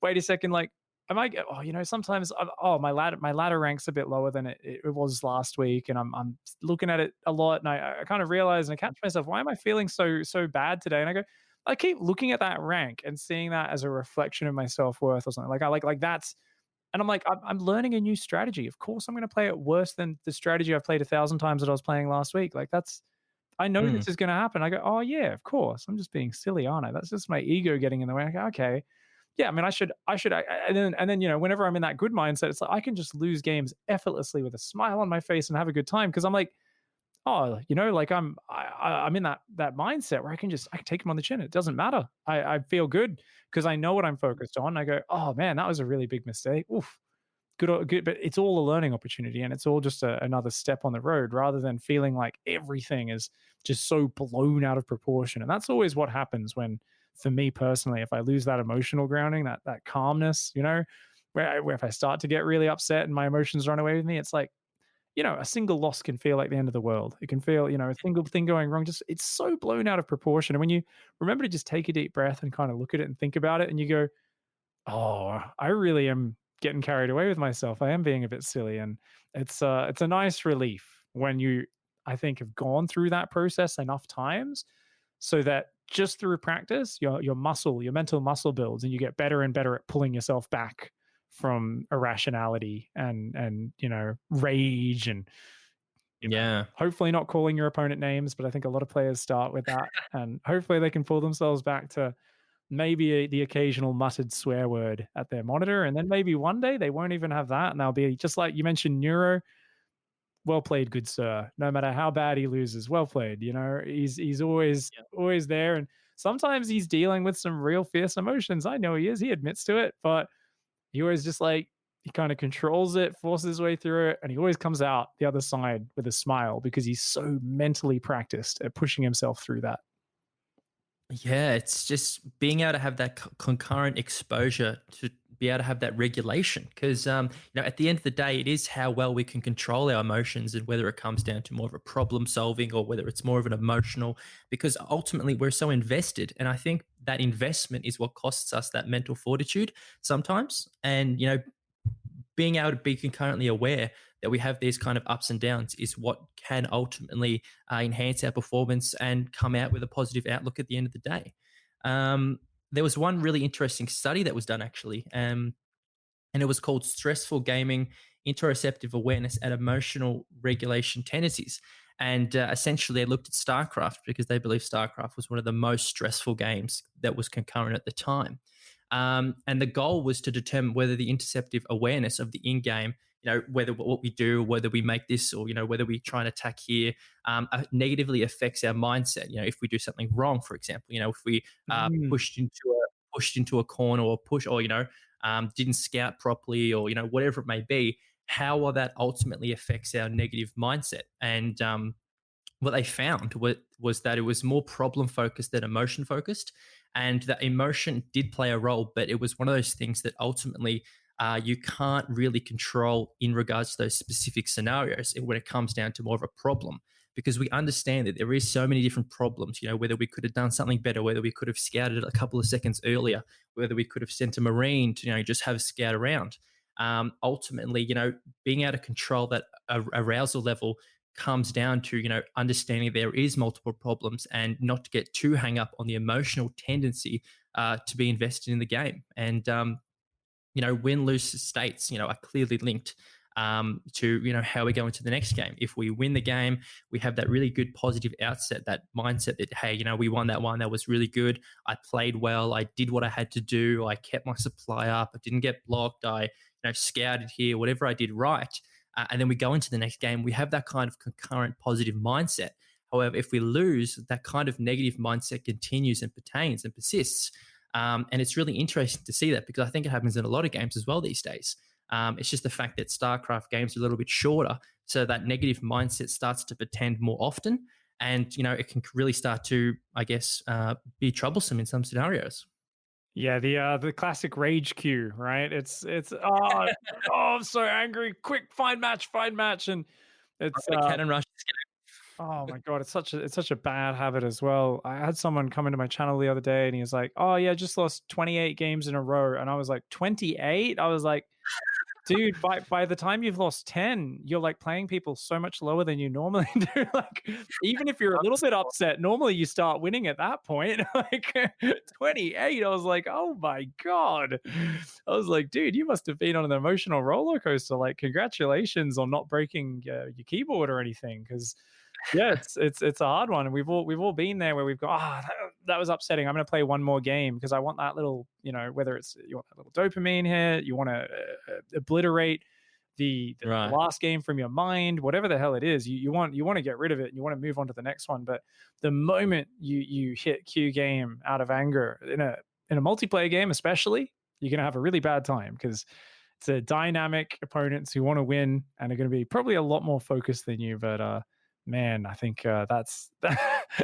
I've been playing more team games in recent years, like every now and then for fun, and yeah, there's a lot of people who are definitely having a bad time with their emotions on voice chats. Some days I've just got to turn it off. I'm like, some days it's entertaining, or I'll try and help them through it. Other days it's like, oh, I can't handle this in my life right now. Like, everybody on my team, it's all your fault. Why? Like in this, you get to see like the people who have clearly gone into that map and they're already on a streak. You're like, I know that person's already rage going. It's probably their fifth loss in a row, and each game they're playing worse and kind of bringing the whole team down. But it's funny coming from a 1v1 environment to see that played out in what is very casual levels that I play other games at, because I'm hopping on for a screw around on Valorant in the bottom of Gold League, and I'm like, there's not very high level players, but the amount of aggression that can come out of the occasional player when you can tell they're in the middle of that journey, not just that one game, but many games. And you're like, oh, that's the place you just got to walk away from the computer. You've got to go and have a stretch, go outside, get a bit of fresh air. And it's like, it just, disappears if you can manage to do that. But a lot of us have a big problem just walking away from the computer, I think, when we lose. Yeah, and I think one of those things that comes with it is when we make those obvious mistakes, like we should have hit that shot. Oh, that was the most easiest, wall up, or why did I let a ling through, or why didn't I hit that headshot? It was the most easiest. I was holding the best angle for that. And I think it's when we make those super obvious mistakes, it starts to have that trickle down effect. And by having that first initial like mistake, that just tends to unravel and starts to let that rope go, and this mistake happens, that mistake happens, and that mistake happens, and it starts to become unending. And it's like, okay, maybe I should take a break now. Yeah, that's it. I mean, it's the ego gets hit really hard with those ones, like you said, the obvious ones where you get really harsh to yourself. That's where I think in the last year or so, trying to do a bit more, just kind of watching videos on the whole kind of self compassion kind of movement within psychology and things, where it's like just really tapping into that self talk and realizing how ridiculous it can be at times, where you're like, you're basically like, you friggin' idiot, you're so stupid. And like, learning to realize that voice in myself. I'm like, yeah, that's something, when everyone's on that cycle, I can tell they're in that sort of mindset. And, I definitely go there sometimes as well. And you realize like it's so over the top, the self-criticism, especially if you have a perfectionist sort of attitude. But as you said, there's many problems, not just one. And that's always the trick to realizing it is, a lot of Mm, people when they're in a bad mindset as well, they will hone in on a mistake and be like, oh, just this one thing. How am I so stupid? And often by that point, they've already lost their cool enough to not realize that the setting is like the situation they're in. It's very easy to make basic mistakes. Because if they actually look at the problem as a whole, there's so many things that have gone wrong to put them in a bad situation. Starcraft, it might be you don't actually have your overlords in the normal position. You don't have the normal map vision. This isn't right. quite there. You're already on the back foot. So you're behind on your macro cycles and you're having to put more attention into monitoring and adjusting other aspects of your play. So, of course, you didn't notice this one thing. But in that, high intensity, your adrenaline's going, your blood's pumping, you're already a little bit upset. You're just looking at one thing in isolation and you're going, you Yeah. idiot, I never make that mistake. How could I make that mistake? What the hell? And it's like, you lose touch with reality very quickly when you get to that mindset. For sure. And I think what's also important to consider as well is the other person's probably making the same mistakes as well. So, you shouldn't hold yourself so self accountable on, just having the smallest mistake because at the end of the day, it is that kind of one on one game scenario that, can, you know, the smallest at the start, the smallest 1 second difference may not ultimately impact how the game plays out half an hour later. So, getting rivaled up over the smallest things can ultimately not be as impactful, later on. Obviously, when we get to the pro leagues, looking at sales games, looking at live games, Party G, any of those big guys, those small little detriments do matter. But once you start to play, casually, start to step into that competitive mindset. I think that mindset of having everything needs to be perfect, everything needs to really go to plan, and being really so stuck on that and set in stone. That's where you can start to have that kind of upset. Yeah, I mean, that's where the best comebacks come from in any sport, any activity. It is the mistakes that happen. It is always the mistakes, and the thing is, those details, do they matter more at that top level? Yeah, you can still make them. You can make tons of mistakes at the highest levels. The number of times I have someone who goes, "Oh man, cannon rush is unfair because if you just make one mistake, you're dead." And I go, "What?" I beat Parting's cannon rush the other day. He's like literally one of the best players in the world. He's so much better than me and I made mistakes and I still held it. And I go, that come on. Like there is so much room for error in anything Yeah. that's got a lot of complication, anything that's that deep. Where yeah, you want to be detail oriented. You want to kind of and that I guess that's like the dichotomy people struggle with. They want to focus on the details, but they just place too much importance on them. And all the greatest comebacks, and I've made some sick comebacks in my competitive career as well, mostly in the national scene. But like, it's always been me just gritting my teeth and going with the flow. And there are some just ridiculous games I should not have come back from. But it was always when I was in a good mindset. It was if I managed to be relaxed, I managed to kind of smile through the mistakes and go, "Woo, okay, like I guess I'm gonna have to play some really good stuff from here and adapt because I've put myself in a terrible situation." But it's like, it's so easy to look at that and go, I put myself in a terrible situation, you idiot, or to go, well, cool. I'm not even gonna, I'm there. Let's just kind of look for solutions. And a game like Mm. StarCraft is actually so rewarding if you do that. If you can kind of flow with it, because at a learning stage as well as at a pro stage, there's a lot of mistakes. And in certain game types, especially if you're a player who forces the game to be a bit scrappy, the ability to kind of stay cool and just roll with the punches and adapt to the many, many issues going on both sides and still just try to get a sense for it, it rewards you a lot. There's chaotic players like Bly, is a guy who says he's like, he's known as a cheesy player because he likes to surprise people with sneaky strategies. And I was talking to him on my podcast as well, and he was kind of just going like, he's like, dude, I play for fun, He's like, yeah, obviously I make my living through this, but I don't want to just focus on being half a fraction of a second faster, doing the exact same thing as the other guy, Right. like the exact same thing that everyone else does in this situation. Like, he's like, I like it to be a chess game. He's like, I love chess, and I love games with different situations. And I like to force my opponent into that area. And it's his ability where I see him make some of the craziest comebacks ever. And it's because even when Yeah. he's behind, it's like he's just got this real calm kind of like, let's find a solution attitude. He's got this smile on his face while he's playing. And he's just, because for him, there's just a joy in kind of leverage, right? For him, it's all about how can I use advantage versus disadvantage? How can I turn this disadvantage to my advantage by, I'm going to basically just try and figure out what they're doing. I'm going to cut a corner here. He'll gamble on some things and then play really solid on other things. And he makes these amazing comebacks all the time. And for me, it's a real treat to watch because he just clearly is so calm and doesn't his performance never drops after making mistakes. And he makes a lot of mistakes all the time because of the style he plays. It's hard not to, but he just kind of keeps on just rock solid, always looking for a solution. And I think that's something that a lot of the other players who are considered better pro gamers than him, because they are much more detail oriented with their execution, I think they could learn a lot from his mindset. Yeah, and I'm sure that you've been in the same situation as well. I know I've been when I really have, going to a game, I pre-queue into game, oh, I'm going to do this build. I'm going to really focus on this. I want to execute this. All of a sudden, like 5 seconds later, he's knocking at my front door with a ling. And I'm like, are you kidding me? Or, all of a sudden I see that little probe, I see that pylon go up. I'm like, oh, you better not be. Are you kidding me? And it's that kind of dynamic ability to suddenly, adjust. Okay, that wasn't going to plan. How can I do something? And I see, as you said, that's where some of the greatest comebacks happen, just because it tests our ability to react. It tests that psychological pressure, that mental fortitude. Okay, he's going in with this game mode. I've got to really adapt now. I've really got to overcome what he's thinking, and I've really got to not crack. And I really have to upkeep that mechanical pressure. Okay, I was going to do this now. This is what I'm going to go and do. And, start to really change and being able to have that dynamic change that I don't think you see in a lot of games. For example, in League of Legends or CSGO or Valorant even, pretty much the game structure is pretty solidified. We take the other base, or, we take, we want to destroy the Nexus in League, or, we want to destroy, we want to kill the other team in CSGO or Valorant.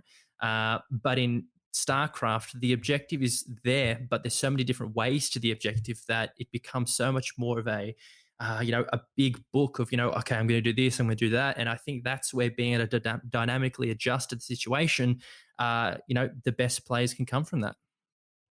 Heck yeah, man. It's so big if you can just get in that right zone, that right focus. And it's something which is interesting as well, because it just makes me think this discussion about like how do you train yourself to welcome hardship? And I think that's part of it, right? Like it's like to smile in the face of difficulty and go, heck yeah, like this is awesome, because that's where grit comes from. That's where comebacks come from. It's to smile as things get harder and go, all right, it's like, and it's almost delusion for me, at least the way I do it when I am in that right mindset, is I'm almost like, well, there's even more to win now. Like this will look twice as awesome if I win this game. I'll feel twice as good if I come back from here. And I can easily occupy the other side. There are days when I have zero grit. I have zero ability to push through that. But it's interesting. I'm sure it's different for every individual person. But for me, I guess it's like, it's just cultivating that glass half full mindset where I'm like, no, like I'm just always going to see the upside, even in the kind of questionable situations where it's like, man, I've put myself in a terrible situation. But yeah, it feels so good when you are able to roll with those punches. Even when it doesn't result in a good outcome, you still end up losing a game or something. Like I'm always these days very aware of the fact that that's like a rare thing. If I captivate that ability to just be completely unfazed by hardship, competition, or bad situations that go on, and to go, oh, this is awesome. Let's just keep pushing through and find a solution. I don't really know what the secret is there, but I think that's something that if someone's a competitor out there, or they're looking to, really work on their mentality, that to me seems like when I'm at my best, when I'm feeling really happy with myself, I'm like, that's probably one of the things I think I try to focus on a bit more. And I definitely am a little more successful at doing. Yeah, and I guess that, that experience comes with time as well. The beginner won't be able to go in and have that automatic dynamic, mindset, whereas, compared to yourself or, another pro, or, someone in early GM or mid GM, or even high masters, they already have that kind of foundation that, every game is going to be different. Every game's going to have a different foundation. Every game's going to have a different structure. I'm going to have to, dynamically adapt and overcome, the unknown, because at the end of the day, that's what it is. We're going up against an opponent who we can't see what they're doing, unless we obviously scout. But, at the start of the game, it's an even slate. We don't know what they're doing. We're fighting against the unknown. And I think that's what used to scare me, especially because I queue in and I'm like, okay, what are they doing? And I start to really have that kind of second guess myself. Should I be doing this? Should I be doing that? Should I quickly go scout, or spend these resources doing that, or just having that constant battle with yourself if you're doing the right thing. And I think that's where the mental fortitude gradually starts to build, because then you start to be able to rely on yourself, and you'll be able to think, yes, I am doing the right thing. I can do this. I can, move out at this time. I can attack at this time. I can, hold that pressure. And I have that ability to understand that, yes, he might attack now. Can I hold it off? Let's just see if he attacks. And then he doesn't attack. And it's like, okay, I got through that. Let's go through the next minute. Let's go through the process. Let's start to dig deep. And I think that's, where that experience comes and where that knowledge starts to really solidify. Definitely, man. So obviously going into pushing in quite a lengthy episode now. So I think what we'll do is we'll start to slowly wrap up just with a little bit about your shoutcasting, just because it's an area that I'm really interested as well. And I love the shoutcasting scene just because it brings so much enthusiasm to the game. Because without shoutcasting, if we were just watching the players, I think it wouldn't have that awesome analytical perspective. So what really made you transfer from being a player and then into the shoutcasting kind of analytical coaching zone as well? I think it was really easy for me just because I learnt Starcraft from listening to commentary. Streaming got big back in the early days. Twitch wasn't around. It wasn't even just in TV yet. But in the early days of Starcraft 2, we had to download the GOM TV player, or you went on YouTube, and if you didn't pay to subscribe on like GOM, you'd be watching in 360p or something. It's hilarious when I think back. You'd really be squinting to try and figure out what the units on the screen were, because it's all just pixels. It was kind of terrible, but it was amazing to have the ability to watch games. Like I said, I grew up playing RTS games and I played at internet cafes, and I liked playing with my friends, but to suddenly just have this thing where it's like, oh, I can just like turn on this stream on my computer and watch the best players in the world over in Korea in this studio with this amazing production playing. And on top of that, what really made it stick and made me love it was I've got, Artosis was one of the first big guys I was listening to all the time, just explaining these details of the game. And he's talking about how if you want to get better, you got to have that notepad sitting next to your computer, and you got to be writing these builds down as you watch this and trying to learn these things. And, he'd always bring that analytical angle, and listening to a little bit of Day 9 and some of these other guys who would break the game down. For me, that's what explained StarCraft to me. And it unwrapped so many layers of depth where I'd watched a little bit of like Brood War and thought it was incredible. But I'd never really understood what was going on a deep level or anything. I'd never watched much esports at all. And whenever I'd watch pro replays in Warcraft, I'd be like, cool, they're doing some interesting stuff. But I didn't really understand what they were doing. I was like, oh, they're doing this thing. That thing's dumb, because I had such limited understanding. I didn't have someone there to explain to me why what I was doing was so bloody basic and terrible, and my understanding was wrong. So for me, it was like, hey, man, just if I can translate that game to a new wave of people coming in, then that would be, super duper cool. And I just like talking about the game. It's something I'm passionate about. It's really easy for me to talk about. There's a lot of people who are kind of like, oh, how hard is it to do commentary? And I'm like, well, I don't do commentary. I'm not a professional commentator. I am a professional StarCraft commentator. So there's a big difference, because that's something I come from a background in it. I have a deep history in it. I competed in it. I've been doing it for 11 years now. I couldn't just go and do that for another game. I think, don't get me wrong, I have a lot of broadcast experience. I've learned how to project my voice and how to say things certain ways. And I can do a little bit of hosting and stuff, even though I have very limited experience with it. I've done little segments in different shows and things, and I've dealt with terrible production issues, which gives me very good skills for dealing with terrible production issues. You put me on a live show, a lot of TV people who are used to proper production, they fall apart if things go wrong. Oh, if you've been doing esports production for a long time, like, oh my God, you are just used to everything being a mess. It's like, 3 different languages in your ear at once while you're speaking, don't worry about it, easy. We're used to that. So don't get me wrong, there's experience there in terms of dealing with dynamic broadcasting environments, but I wouldn't be able to just go and become like I guess the play-by-play commentator or the host without putting in a very focused effort to do that for another game. So if I was like really enjoying another game and I started studying it more and watching the pro players streams and VODs and really getting into it, I could very effortlessly go and cast another game, right? But to become like in StarCraft, we have like Kalaris is a good friend of mine who's Mm. awesome, but the amount of work he puts in for each broadcast far outweighs what I have to do because I'm coming as an expert. I don't really even need to know the flow of show in terms of like when the cameras are doing what. I just stand there and Right. talk about the show when the camera's on me, and the guest host has to actually manage all this and know when graphics are popping up and at what time and introduce things. And the stage host, when we have Smix up there, she's got to Mm. have all these questions down. She knows all the trivia about the players. She's watching the game. She's making sure she's got it all planned out. She's got to intro the players a certain way. As an expert in a game, I'm like, oh, this is so cool. I get to just rock up and talk about it because all the work has been done in the last 10 years of my life playing the game and being involved in the game and that sort of thing. So it's like it's kind of effortless actually going to the event. On the other hand, I would say like at the same time, that doesn't mean we should do it for free. Don't get me wrong. It's still 10 years of expertise and knowledge that should be rewarded.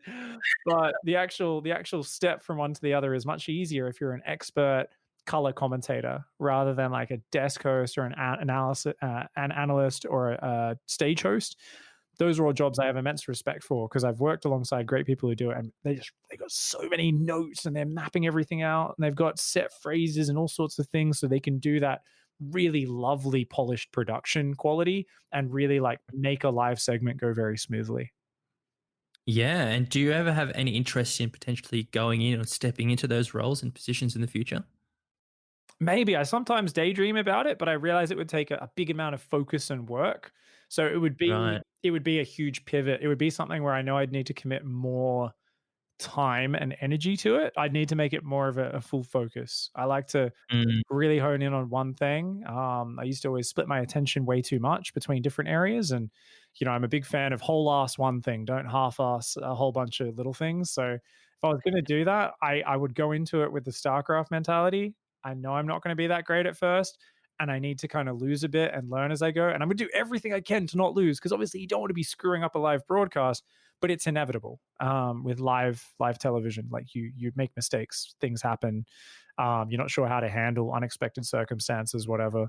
So I would kind of want to be going into it, wanting to get as many repetitions as possible and being able to like, quickly rectify mistakes and just really like hone that craft because I Yeah. think it's a big part of the show and I wouldn't want to do a half-assed job. Yeah, for sure. Immense respect. It's really interesting to see because there's just so many different outlets, and sitting in it, like for example, sitting on the YouTube, sitting back watching YouTube, if it's a YouTube stream or on Twitch, we only really see what's going on. But in post production, and in outside, and actually in the studio, there's so many different things that go into just making a show successful. And I think that a lot of people maybe just take it for granted, but at the end of the day, there's so many different roles and jobs, and everything has to really commence and connect together. And I think it's definitely an amazing thing. And yeah, I have immense respect for you for taking on those roles as well. It's I mean it's a pleasure to do it, right? It's one of those things, very lucky to be where I am. And I think it's just yeah, it's so cool still to think about it. I remember in 2012 getting to meet Artosis for I'd already Uh, met him a few times, but I got to go over to his house and I was chatting to him and he was asking me, about my career and stuff. And I was saying to him, and I remember saying, "Oh, one day I'd like to do, what you do. I'd love to have your job one day." And he was like, "Really? Oh, you're already thinking that far ahead?" And I was like, "Yeah." I was like, "Look, if I'd love to just be the best pro player in the world. That'd be even better. No offense, but but I'd love to talk about the game." So every now and then, and that was such a distant, vague possibility that was almost like a dream. So the fact that I do get to now for years I've been commentating and the big events I get to commentate side by side with him and crack jokes with him and the other guys on the desk and it's a dream come true. So just trying to stay grateful for it because it really is so cool that we have so much esports in 2020. we go back 10 years, nobody knew it would explode so quickly and that it would be so awesome. It's really awesome that we've got the technology, we've got the streaming, and the fact that we've got so many passionate people behind the scenes who really prop up the scene of any competitive game. You know, it's not just a couple people on camera, it's a ton of people behind the scenes as well. Right. Yeah, it's I definitely respect the industry. And previously I had Matzi. So Matzi does like the FPS shoutcasting. He did the Rise of Valor tournament, and done some other stuff here in Melbourne. And just chatting with him and getting his kind of insight into the shoutcasting and broadcasting scene. It's definitely I can see the passion and I can see the amount of work that goes into it. And as you speak about it, just in this small little tiny bit about shoutcasting, even that Starcraft passion and that love for the game and everything just really shines through. And if anything to take away, it's just that that really big passion can really drive it and really fulfill what you want to do. So for those guys listening who might be just getting out of bronze, who might be thinking about trying Starcraft, who might be early level entry grandmaster, what's the one big key tip that you would give to these guys, or any of these guys looking to get better at the game? I think honestly, the one thing, because if they're brand new, it's just play and enjoy it and stuff, and don't feel forced to, like, if you're new, to try and do what you think people should tell you to do. Like there's so much freedom. Just learn a couple, pick up a fundamental here or there, ask a question as you go, and figure things out and slowly add them to your play. But there's a lot of freedom. If as long as you're focused and you're enjoying your strategy, you will always get better at StarCraft. When you're new to the game, right through those early leagues, it's like just get used to the basics and use the units you want, choose the race you want. But the big thing past that point, whether you're a semi-pro or a mid-tier player who's trying to get to the next level, it's don't put yourself in a bubble. It's so easy these days to just log on and just click find match. And if you don't happen to, live in a community with a lot of people in that game, you just play in your own little bubble. And that's what the game is. It's just you queuing ranked ladder. Go party up with people. When someone beats you, send them a message, compliment them, and ask them for some custom games. Get on a forum, get on a Twitch chat, and don't be afraid to sound stupid. I always tell people, if you went back and found all my forum accounts from the years, there would be so many stupid comments and questions about StarCraft that I have made. But there's two kinds of people. Look, there's stupid people, and then there's also there's stupid people who say stupid. So there's people who are like, hey, I'm stupid, but I'm going to ask the question. I'm going to ask a stupid question. That's it. And then there's people who are too afraid to ask stupid questions, and they just never learn. Because they don't want to put themselves out there.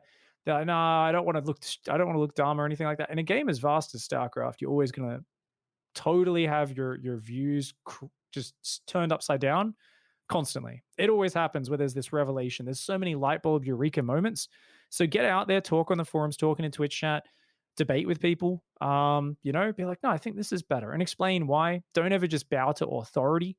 Too many people do that. Oh, you're higher ranked than me, therefore you must be right. I must do exactly what you say. Right. Not at all. Oh, competitive gaming, unless it's turn-based, it's all about mechanics. There's all about, that he might be faster at clicking than you. That player might be better at just, hitting their hotkeys, spamming their keyboard because they got more experience. Doesn't mean they know more about the game than you. I regularly have great insight from players who are in Gold League. And in my Twitch chat, I get just as many dumb comments from them. Don't get me wrong, but at least they're learning because they're putting out a point. And then I say, well, actually, I think that's wrong. And sometimes it makes me think about things a different way as well. So I just think it's don't improve and avoid. Get out there, communicate with your community, share ideas, and kind of tap into that huge shared knowledge pool. And you could apply this to any competitive activity, but it's especially important for StarCraft. Yeah, there you go. There you have it. A really good, nice, awesome way to kind of wrap up the episode, especially, after having that really big, heavy, psychological understanding, well-being, anxiety talk.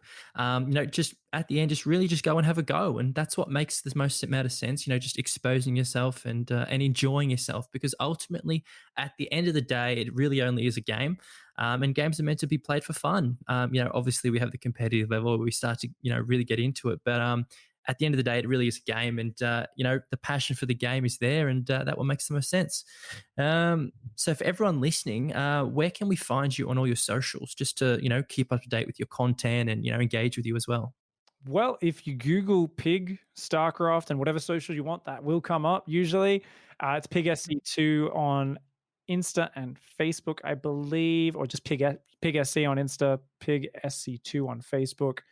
The main one is Twitch. That's where I'm there every single, well, not every day, most days in the morning time, Australia time. So I usually go up to about midday each day, mostly hitting that American time zone. So X5 Hmm. underscore pig on Twitter and Twitch are the two main ones. But yeah, always good to see new people tuning in and stuff, especially at the moment. More Aussies working from home. So more Aussies in the Yeah. chat for once. They're not getting blocked by their firewalls. So it's kind of cool to have the time zones not be as brutal. But yeah, drop by, say hey, and always happy to answer any questions on Twitter or in my Twitch chat. Fantastic. Well, ultimately, I really appreciate you jumping on.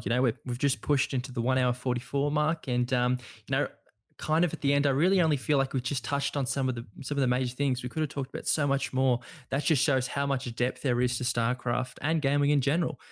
So ultimately, I really do appreciate you jumping on and sharing some of those fantastic previous experiences you've had, whether it be international scene, whether it be within OCE, casual StarCraft, competitive StarCraft, and broadcasting as well, and really highlighting those key understanding of dealing with anxiety, overcoming stress, and being able to persist and pertain throughout those hardest levels and courses. So I really appreciate you coming on, Jared, and really having this awesome chat with me.